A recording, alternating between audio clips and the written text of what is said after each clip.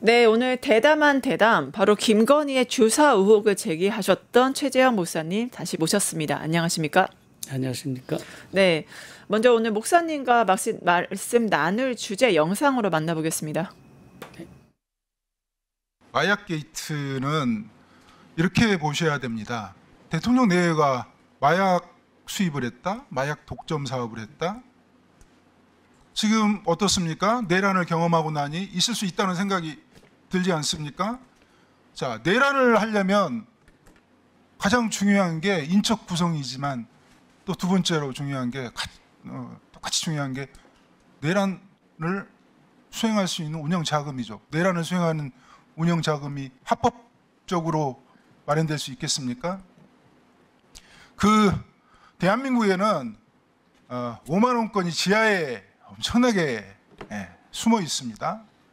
그 5만 원권을 모을 수 있는 게 바로 대한민국에서 필로폰입니다. 이 사실은 특수부 검사들, 강력부 검사들, 거기서 나와서 변호 활동하는 마약 사건의 변호 활동하는 변호인들은 누구나 상식적으로 알고 있는 내용입니다.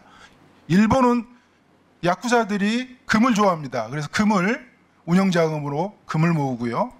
한국은 이 5만 원권을 지하에 경제는 5만 원권을 필로폰으로 모읍니다. 최고 권력자가 5조 원을 국세에서 빼는 것은 쉽습니다. 그러나 그것의 10분의 1을 5천억을 현금으로 만드는 것은 불가능합니다. 그러나 그걸 가능하게 하는 게 있습니다. 그게 마약입니다. 저는 이 마약 게이트에서 내란의 운영 준비 자금으로 이 마약 독점 사업을 했다고 확신하고 있는 사람이고요. 게다가 나아가서 만약에 국민의힘에서 4.10 총선에서 어느 정도 의석수만 확보했다면 이 마약으로도 1차 계엄이 가능했을 거라고 저는 그렇게 판단하고 있습니다. 그게 우리가 보았던 윤석열, 김건희 공동정부의 민낯이었습니다. 아니, 윤석열, 김건희가 마약 사업했다. 바로 백혜룡 전 영등포경찰서 형사과장이 충격적인 의혹 폭로했습니다. 어떻게 보셨어요? 네, 저도 전적으로 동의하는 그런 부분이고요. 예. 어떤 점에서 동의를 하셨어요? 마약 사업 했다는 거 알고 계셨습니까? 이제 지금까지 밝혀진 부분들, 네. 조각조각 퍼즐들이 있지 않습니까? 네. 그런데 이것은 어디까지나 이제 동의를 백혜령 경정의 의혹에 대한 네. 동의를 한다는 것이 그 의혹이 사실로 입증되기 위해서는 네. 분명한 증거와 네.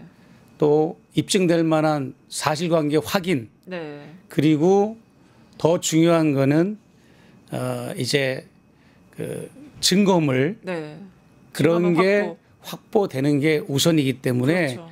이제 아직까지는 의혹인데 네.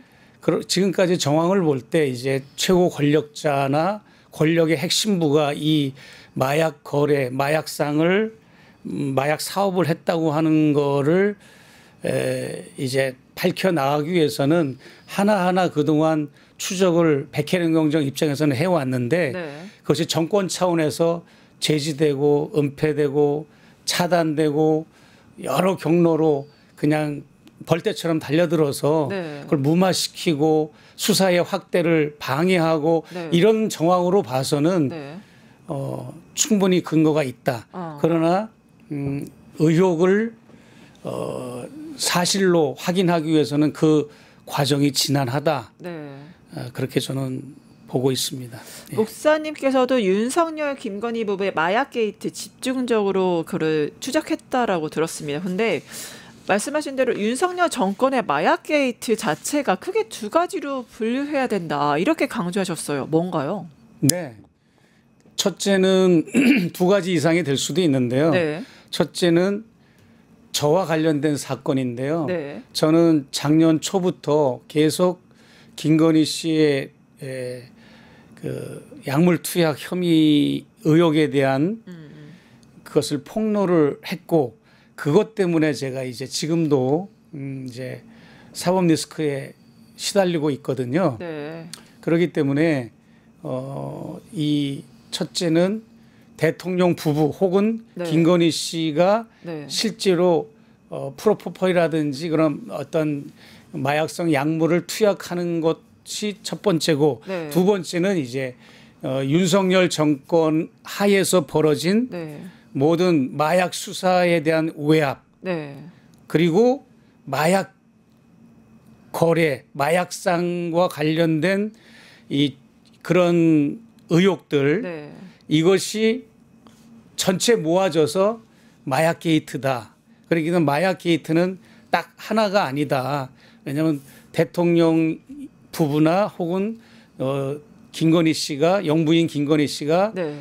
사인 시절에 네. 사인 시절이라고 하는 거는 뭐 없지만 그 검찰 간부 부인 시절에 네. 뭔가 약물을 투약을 했다거나 또 박동방 성형외과 의혹도 많이 있고 네. 그 다음에 이제 대선 출마 전에도 약물을 투약을 했다고 하는 그런 제보들도 레거시 미디어 기자들도 저에게 찾아와서 같이 공동 취재도 하고 그랬습니다. 대선 출마 전에도 약물을 투여했다. 예, 그런 부분들 의혹들 네. 그리고 이제 영부인이 된 이후에 네. 투약한 그런 부분들 네. 그런 부분들을 이제 다양한 매체에 다양한 기자들이 저하고 공조를 하고 있었고 저는 그것을 이제 사실로 확신하고 네. 그것을 내가 계속 포토라인 발언이나 이런 강연할 때나 이런 데서 폭로를 해왔던 거죠. 네. 그러니까 왜 어떤 점에서 뭐 근거물을 뭐 확보를 하신 건지 아니면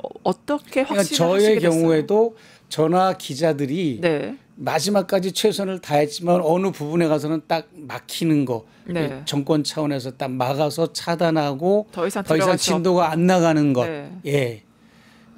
그런 게 이제 있습니다. 그래서 그런 부분도 이제 조만간 다시금 총정리해 가지고 이제 한번 시청자분들이나 국민들께 한번 공유를 해드릴 기회가 있을 겁니다. 조만간에. 네.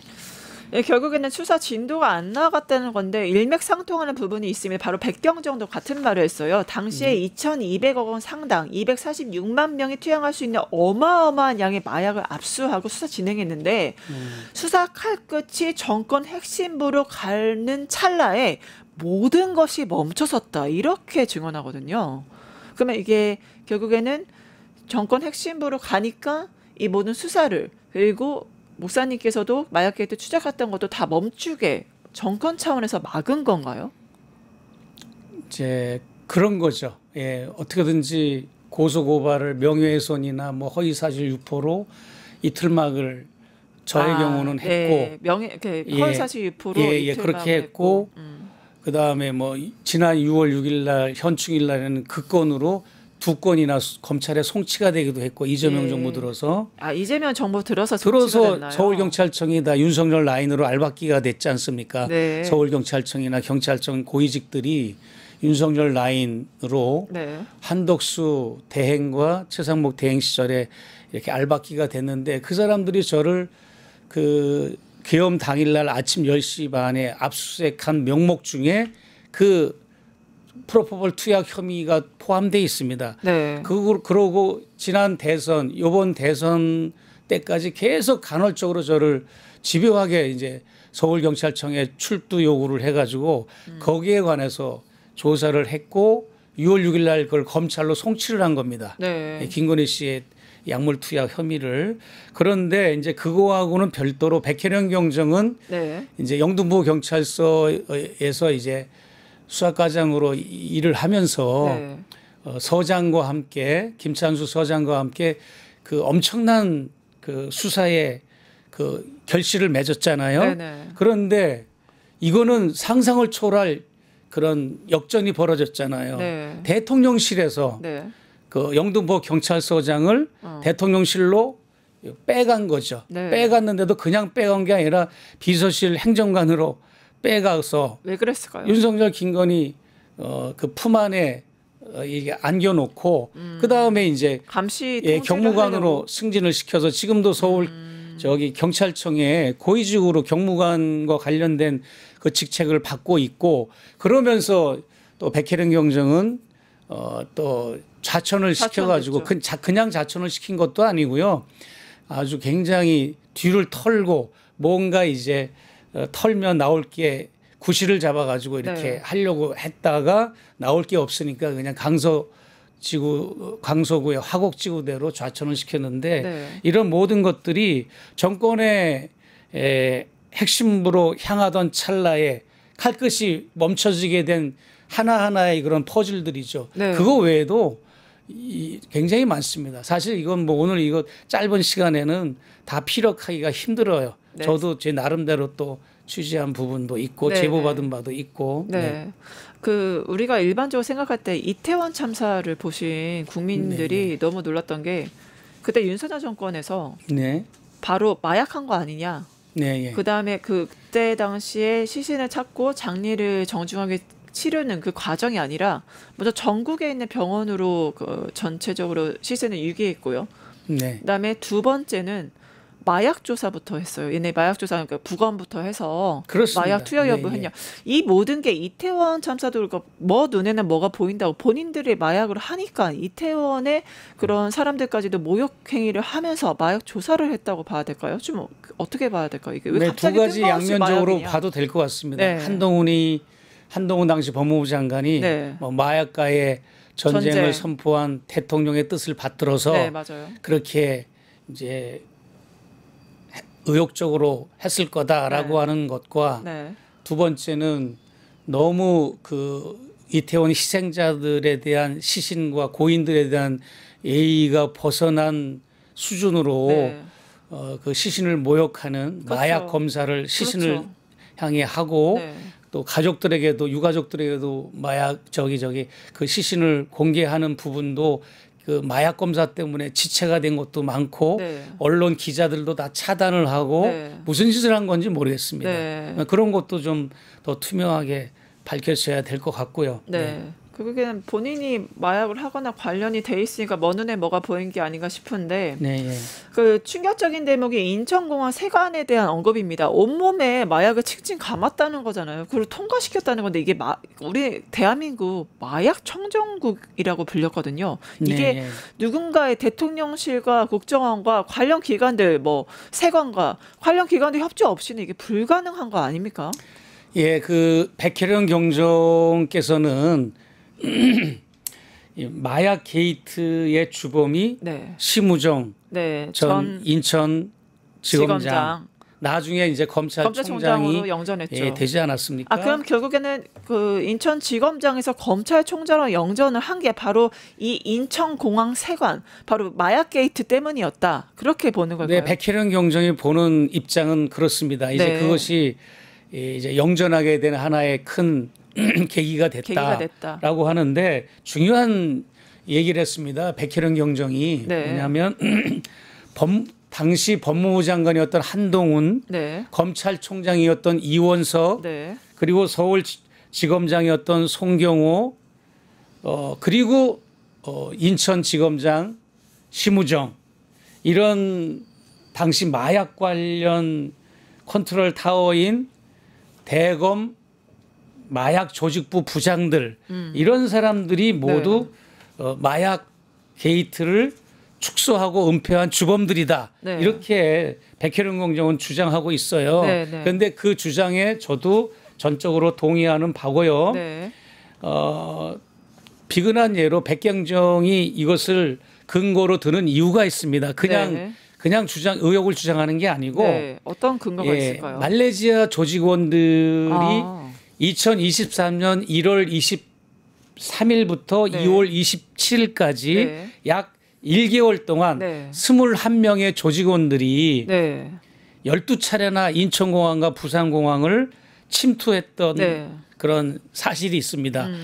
하필이면 인천공항 6번, 부산공항 6번 이렇게 해서 12번인데 생각해 보십시오. 우리가 지금 남북이 대치되어 있는 상황에서 네네. 휴전선 38선만 뚫린 게 국경이 뚫린 게 아니고 네. 대한민국의 수도 관문이 네. 뚫린 것이고 국경이 네. 뚫린 겁니다. 네. 그리고 부산 제2의 수도가 관문이 뚫린 것도 그것도 국경이 뚫린 거고 네. 대한민국의 제1의 수도와 제2의 수도 국경이 뚫린 이 사건 네. 이것은 엄청난 거고 네. 백혜련 경정이 본인의 개인적인 페이스북이나 유튜브에 들어가면 네. 그 12차례나 인천공항과 그 부산공항에 뚫린 예, 그 김해공항. 예, 김해공항에 그 뚫린 그 거를 이제 표로 작성을 차트를 했죠. 예. 다 만들어 놨어요. 그래서 그거 참- 팩트 체크를 했죠. 예. 그렇죠. 그런데 더 중요한 거는 네. 6번째 침투하는 날. 이 사람들이 네. 6번째 침투하는 날이 네. 24년 2월 5일 날이었어요. 아, 6번째 이날 침투. 인천공항으로 4명의 조직원들이 그 유명한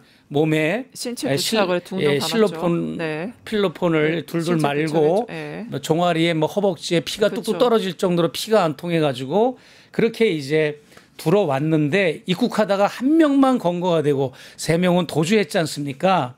그랬는데 세관 직원들이 이 사람들을 빼내준 사실이 확인되니까 네. 인천지검 강력부장 김연실 부장하고 네.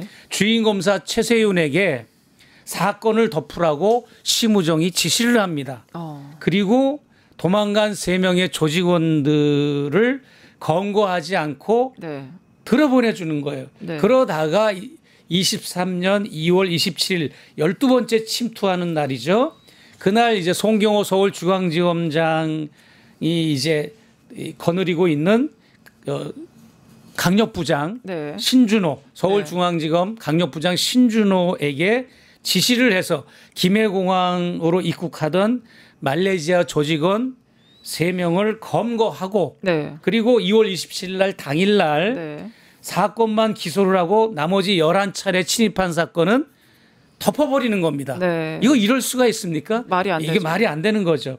그래서 백경정께서 심우정이 마약 사범을 검거하지 않고 계속 들여보내니까 네. 한동훈, 이원석, 송경호 이런 사람들이 윤석열, 김건희와 이게 관련이 있고 그 배경에는 대통령 부부가 있다고 하는 것을 인식하고 이것을 일단 막으려고 네. 이게 중요합니다. 이걸 막으려고 백경정이 이때부터 이제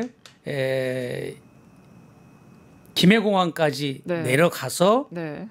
말레이시아 조직원 3명을 검거하고 네. 검거한 당일 2월 27일 날 사건만 처리해서 기소하고 네. 나머지 사건을 덮어버렸다는 거예요. 네.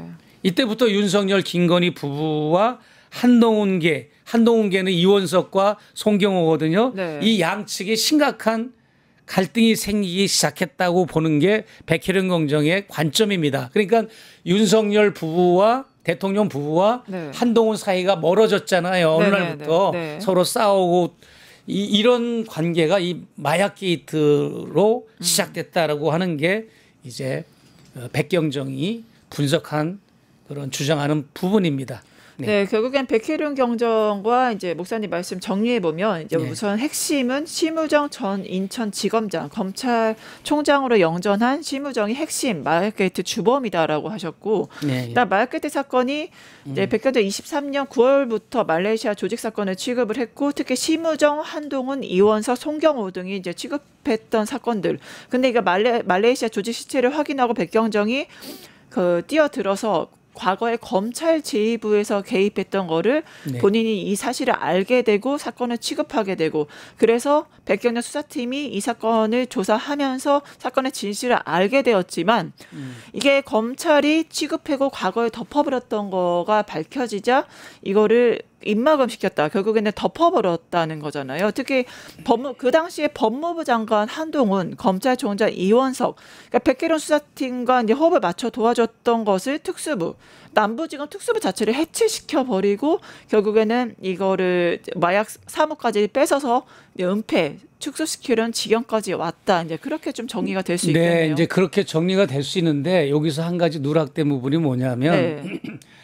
이제 백경정께서 취급한 이 마약 게이트 사건은 생각보다 단순하지가 않고 매우 복잡합니다. 네. 그런데 이 타임라인을 봤을 때 우리가 네. 누락하지 않아야 될 거는 뭐냐면 백경정은 23년 9월경 말레이시아 조직 사건을 취급했어요.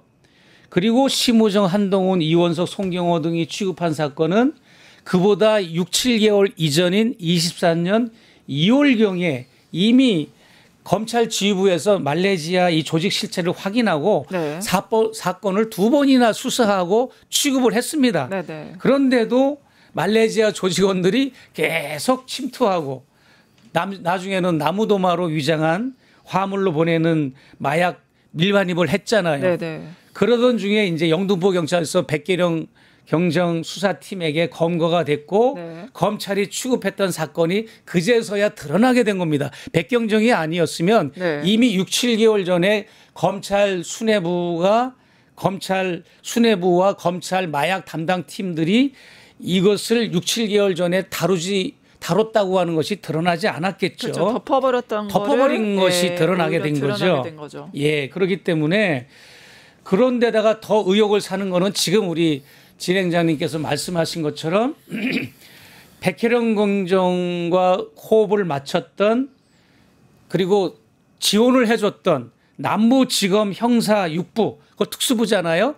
그거를 폭파시켜버린 겁니다. 폭파시켰다 그러면 좀 표현이 과하지만 해체시켜버리고 2차장 산하 형사 6부에서 수행하던 마약 사무를 빼앗아 가지고 1차장 산하 형사 3부로 보내버려 가지고 그냥 우야무야 이제 이재명 대통령께서 그 마약 수사에 대해서 언급하기 전까지는 이렇게 흐지부지하게 만들어 놓은 그런 일들을 했다라고 하는 것이 이제 검찰 수뇌부들의 지금까지의 정확한 사실관계 확인입니다. 네, 결국에는 그럼 인천 백경정이 굉장히 강도 높은 의혹을 제기했습니다. 그래서 네네. 인천세관 마약 게이트는 내란의 운영 준비 자금으로 마약 독점 사업 했다. 이 발언 어떻게 보십니까?